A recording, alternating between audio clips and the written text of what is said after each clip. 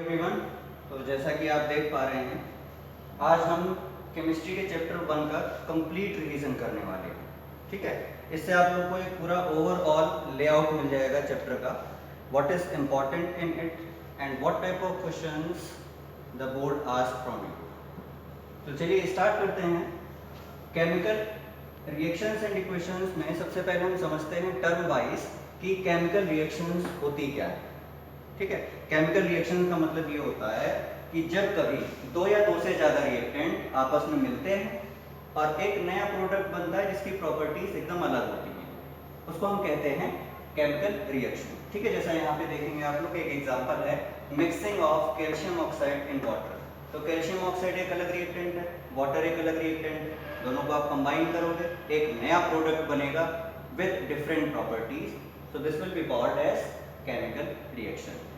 ठीक, नेक्स्ट आती है बात आपकी केमिकल इक्वेशन की। हमें कंफ्यूजन होता है कि केमिकल रिएक्शन क्या होती है और केमिकल इक्वेशन क्या होती है, इनमें हम डिफरेंशिएट नहीं कर पाते। तो यहाँ पे हमें थोड़ा सा क्लियरिटी मेंटेन करनी होगी कि केमिकल इक्वेशन और केमिकल रिएक्शन में अंतर है क्या बेसिकली। ठीक है, चलिए समझते हैं इसको। केमिकल इक्वेशन क्या होती है?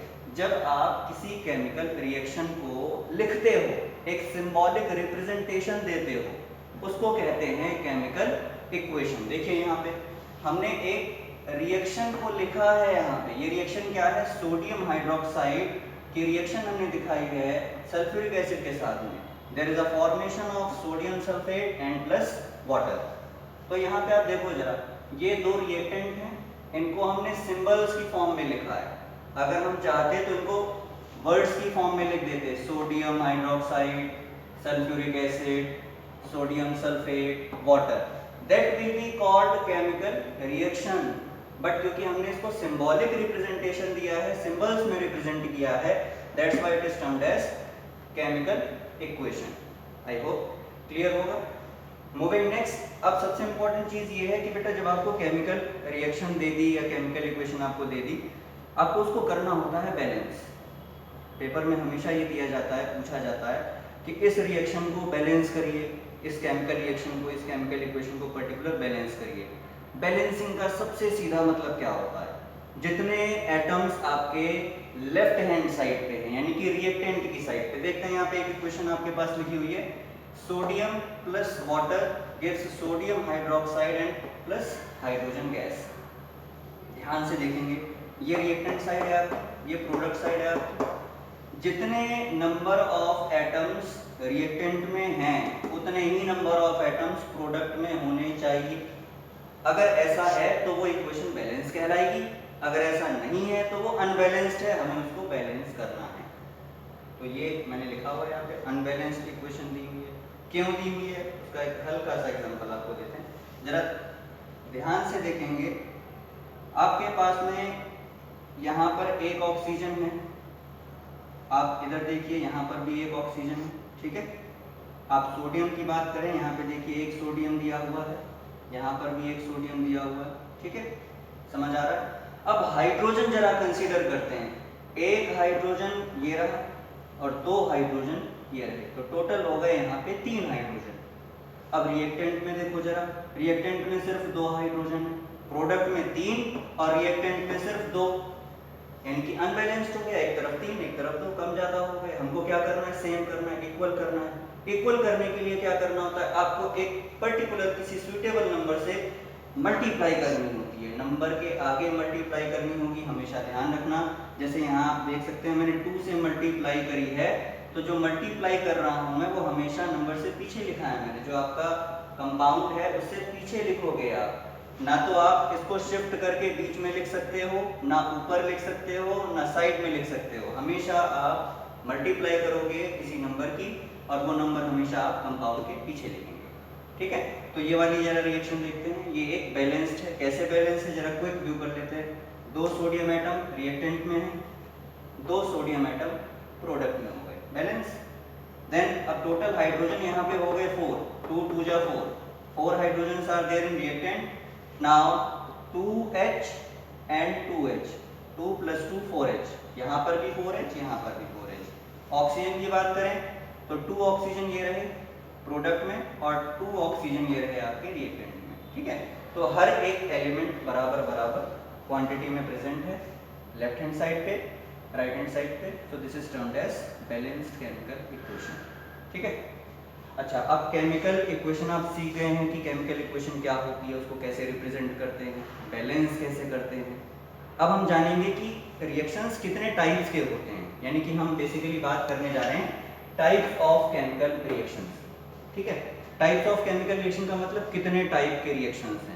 तो आपके पास 4 मेजर कैटेगरीज हैं रिएक्शंस के टाइप की, जिसमें कि पहला आपका आता है कॉम्बिनेशन रिएक्शन। अब देखो, कॉम्बिनेशन रिएक्शन का मतलब क्या है, जब कभी दो रिएक्टेंट आपस में मिल जाएं, भाई एक दूसरे को मिलाओगे, आपस में रिएक्ट करेंगे, जब एक साथ कंबाइन हो जाएंगे, दोनों कंबाइन होकर के एक प्रोडक्ट बना लेंगे, that is called combination reaction. Simply when two or more substances combine together they form a product, this is called combination reaction. Example देखते हैं, कैल्शियम ऑक्साइड प्लस वाटर, दोनों को आपने क्या किया, मिक्स किया। जब मिक्स कर रहे हो तो आपको एक प्रोडक्ट मिलेगा, कैल्शियम हाइड्रोक्साइड। ठीक है। तो यहाँ इंपॉर्टेंट चीज क्या है कि दो रिएक्टेंट मिले और एक प्रोडक्ट बना, दो रिएक्टेंट मिले एक प्रोडक्ट बना, दैट इज कॉल्ड कॉम्बिनेशन। देखिए, carbon plus oxygen gives carbon dioxide. अब ये प्लस जो डेल्टा का सिंबल देख रहे हो आप, ये जो ट्रायंगल सा बना हुआ है, दैट इज कॉल्ड डेल्टा। ये एक्चुअली में हीट का सिंबल होता है। जब भी किसी रिएक्शन में हीट देते हैं या हीट निकलती है तो हम डेल्टा से रिप्रेजेंट करते हैं। ठीक है। तो यानी कि यहाँ पे जो डेल्टा है इसका मतलब हीट रिलीज हो रही है इस रिएक्शन में। ठीक है। दूसरा पार्ट आता है बेटा डीकॉम्पोजिशन रिएक्शन। कॉम्बिनेशन का जस्ट उल्टा। कॉम्बिनेशन में क्या हुआ, दो मिले, दो मिलकर के एक बना। डीकॉम्पोजिशन में क्या होगा, एक होगा, एक से दो या तीन मिल सकते हैं। कैसे देखते हैं, डीकॉम्पोजिशन आपने सुना होगा, बैक्टीरियल डीकॉम्पोजिशन होता है हमारे नेचर में, है ना, बहुत सारी जगह डीकॉम्पोजिशन होते हैं। तो डीकॉम्पोजिशन का मतलब होता है ब्रेक डाउन, किसी चीज का टूट जाना। एक रिएक्टेंट टूट जाएगा दो या दो से ज्यादा प्रोडक्ट में, that will be called decomposition. अब ऐसा तो है नहीं अपने आप टूट जाएगा, कोई ना कोई फोर्स तो चाहिए होंगे। तो जो डीकॉम्पोजिशन है बेटा, वो 3 टाइप से क्लासिफाई किए गए हैं। ये क्वेश्चन बोर्ड में कई बार आ चुका है, 3 मार्क्स में आपसे पूछा जाता है कि डीकॉम्पोजिशन बताइए और उसके तीनों टाइप्स एक्सप्लेन करिए विद केमिकल रिएक्शन। ठीक है, ध्यान से समझना है इसे। डिकम्पोजिशन में हमने समझा कि कोई भी एक रिएक्टेंट होगा, ब्रेक डाउन हो जाएगा दो या दो से ज्यादा प्रोडक्ट में। अब वो कौन से फोर्सेस हैं जो डिकम्पोजिशन क्रिएट कर रहे हैं। पहला टाइप थर्मल डिकम्पोजिशन। थर्मल का मतलब होता है हीट से। जब भी कहीं वर्ड थर्मल आ जाए, थर्मल का मतलब हीट से होता है, यानी कि जब डिकम्पोजिशन हो रहा हो किसकी वजह से, हीट की वजह से, तो उस डिकम्पोजिशन को हम बोलते हैं थर्मल डिकम्पोजिशन। ठीक है। अब थर्मल डिकम्पोजिशन में हमने क्या बोला, जैसे ये आप देख सकते हो इक्वेशन है यहाँ पे, आप देखिए यहाँ पे इक्वेशन 2PbNO3 हॉट गैस, यानी कि लेड नाइट्रेट जो है, लेड नाइट्रेट, देखो यहाँ पे सिर्फ एक रिएक्टेंट है, सिंगल रिएक्टेंट है। ये एक रिएक्टेंट यहाँ पर देखिए कितने प्रोडक्ट में डिवाइड हो रहा है, 1 2 3, टोटल 3 प्रोडक्ट मिल रहे हैं। तो single reactant is broken down into 3 products, that is called decomposition. अब ये डिकम्पोजिशन कैसा है, थर्मल है, क्योंकि यहाँ पे हीट की वजह से डिकम्पोजिशन हो रहा है। ठीक है। दूसरा पार्ट समझते हैं, दूसरा है फोटोकेमिकल डिकम्पोजिशन। अब फोटोकेमिकल का मतलब देखो, फोटो का मतलब लाइट से होता है, फोटो मींस लाइट, सनलाइट। अगर डिकम्पोजिशन सनलाइट की प्रेजेंस में हो रहा है, सन की लाइट है, आपने बाहर कोई रिएक्टेंट रख दिया ला करके सन की लाइट में, उससे जो रिएक्शन होगी या जो डिकम्पोजिशन जो होगा, that will be called photochemical decomposition. देखिए हमने क्या किया, AgCl सिल्वर क्लोराइड हमने ले लिया, एक कटोरी में हमने सिल्वर क्लोराइड लिया, उसको हमने रोशनी में रख दिया, सनलाइट की रेज में रख दिया डायरेक्टली। थोड़ी देर बाद क्या होगा, सिल्वर अलग हो जाएगा और उसमें से क्लोरीन गैस इवेपोरेट हो जाएगी, रिलीज हो जाएगी। तो ये है आपका फोटोकेमिकल डिकम्पोजिशन, जो दूसरा टाइप था। चलिए आगे बढ़ते हैं। तीसरा टाइप बेटा इलेक्ट्रिकल डिकम्पोजिशन। अब इलेक्ट्रिकल का नॉर्मल सा मतलब आपसे समझ आ रहा होगा, इलेक्ट्रिक करंट की वजह से, यानी कि जहां पर डिकम्पोजिशन इलेक्ट्रिक करंट पास करने की वजह से होता है, उसको हम कहते हैं इलेक्ट्रिकल डिकम्पोजिशन। देखिए एग्जांपल, वाटर है, वाटर का हमने इलेक्ट्रोलिसिस करवा दिया, यानी कि वाटर में हमने करंट पास कर दिया।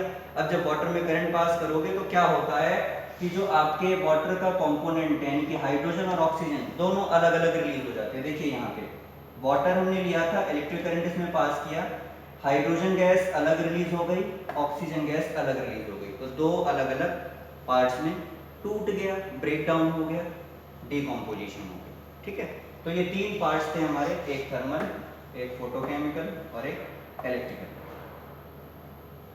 आई होप आप लोगों को क्लियर होगा। नेक्स्ट बात करते हैं बेटा इसके बाद में डिस्प्लेसमेंट। ठीक है, डिस्प्लेसमेंट क्या है? अब देखो डिस्प्लेसमेंट का मतलब क्या होता है, किसी चीज डिस्प्लेस कर देना, डिस्प्लेस करना, किसी चीज को हटा देना। ठीक, अब हटा कैसे पाएंगे, यहाँ पे कैसे हटाने का क्या मतलब है?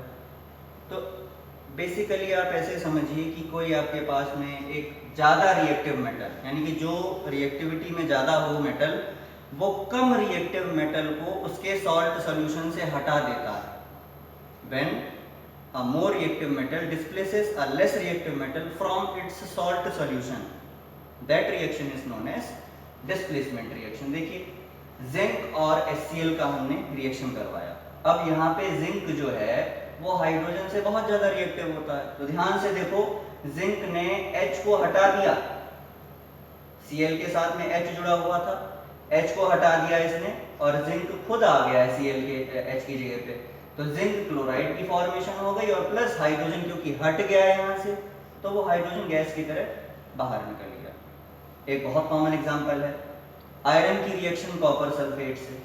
इसमें आपसे पूछा जाता है कि अगर हमने कॉपर सल्फेट सॉल्यूशन में आयरन की रॉड को डिप कर दिया तो उसका कलर जो है वो चेंज हो जाता है फ्रॉम ब्लूइश टू ग्रीनिश, ऐसा क्यों होता है बताइए? तो बेटा ये डिस्प्लेसमेंट रिएक्शन का एग्जांपल है। आप कॉपर सल्फेट में आयरन की कोई रॉड डिप करेंगे तो क्योंकि iron being more reactive than copper, it will displace copper from copper sulphate solution.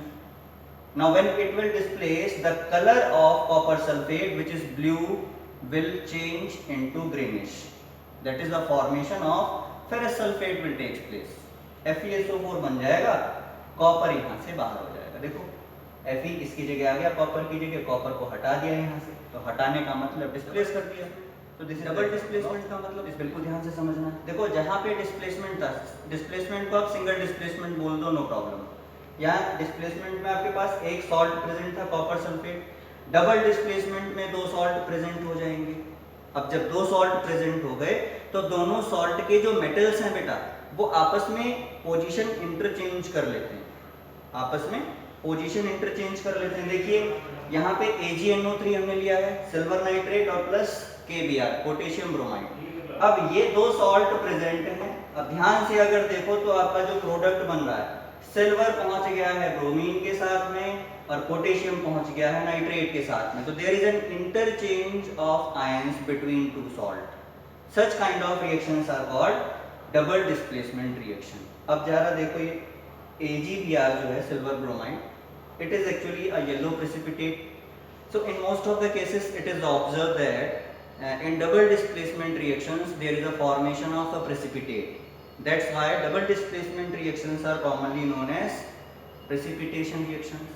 Okay, चलिए नेक्स्ट बात करते हैं बेटा, ये बहुत इंपॉर्टेंट कॉन्सेप्ट है। फिर ऑक्सीडेशन क्या होता है, रिडक्शन क्या होता है और रिडॉक्स रिएक्शंस क्या होती हैं। तो ऑक्सीडेशन का सिंपल मतलब होता है बेटा या तो किसी रिएक्शन में ऑक्सीजन जुड़ रहा हो या फिर हाइड्रोजन रिमूव हो रहा हो, दो में से कोई एक चीज देखनी है आपको, या तो ऑक्सीजन जुड़ रहा है या फिर हाइड्रोजन निकल रहा है। अगर ऐसा है इसका मतलब वहां पे ऑक्सीडेशन प्रोसेस हो रहा है। जरा देखते हैं एग्जांपल, जैसे आप देखिए मैग्नीशियम प्लस ऑक्सीजन की रिएक्शन करवाई तो रिएक्टेंट में मैग्नीशियम खाली अकेला था, लेकिन प्रोडक्ट में देखो तो मैग्नीशियम के साथ ऑक्सीजन जुड़ा हुआ है, ऑक्सीजन जुड़ गया, जुड़ने का मतलब बेटा ये ऑक्सीडेशन हो गया।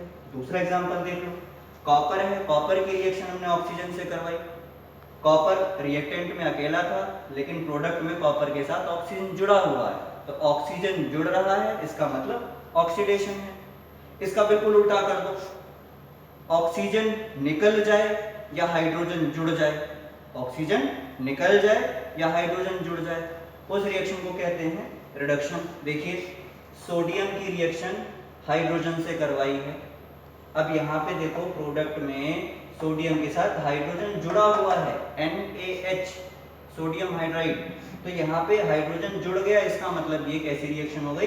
Reduction reaction. और जिन रिएक्शंस में बेटा ये दोनों ही प्रोसेस हो, ऑक्सीडेशन भी हो रहा हो, रिडक्शन भी हो रहा हो, that reaction will be termed as redox reaction. देखिए example, zinc oxide plus carbon gives zinc plus carbon oxide. अब यहाँ पे देखना क्या है आपको,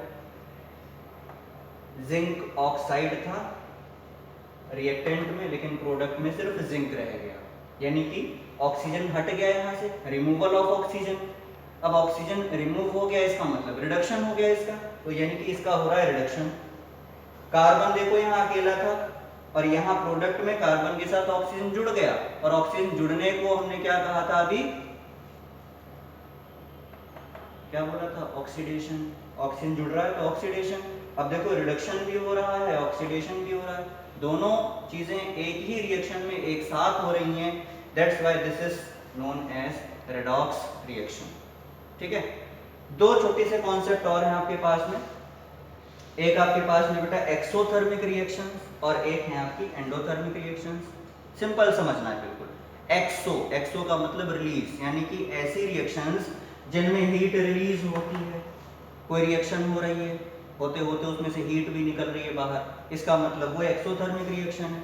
जैसे एग्जांपल देखो, जब आप वाटर में कैल्शियम ऑक्साइड ऐड करोगे, वाटर में कैल्शियम ऑक्साइड जब ऐड करोगे तो कैल्शियम हाइड्रोक्साइड बनेगा, स्लेक्ड लाइन बोलते हैं, और huge amount of energy release होती है, हीट रिलीज होती है, बहुत ज़्यादा गर्मी उसमें से निकलती है।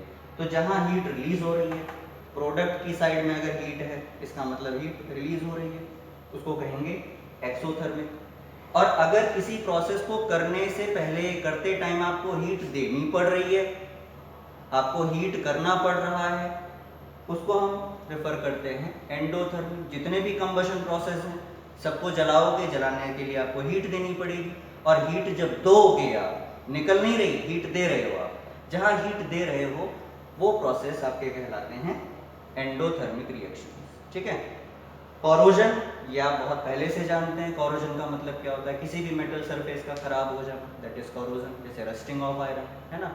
और रेंसिडिटी मतलब खाने का खराब हो जाना, खाना रखा रहता है, ऑक्सीडाइज हो जाता है, खराब हो जाता है, दिस इज कॉल्ड रेंसिडिटी। ठीक है, so it's all about our chapter number 1. I hope you all have understood very carefully, and if you feel any problem you can contact me. Thank you and have a nice day.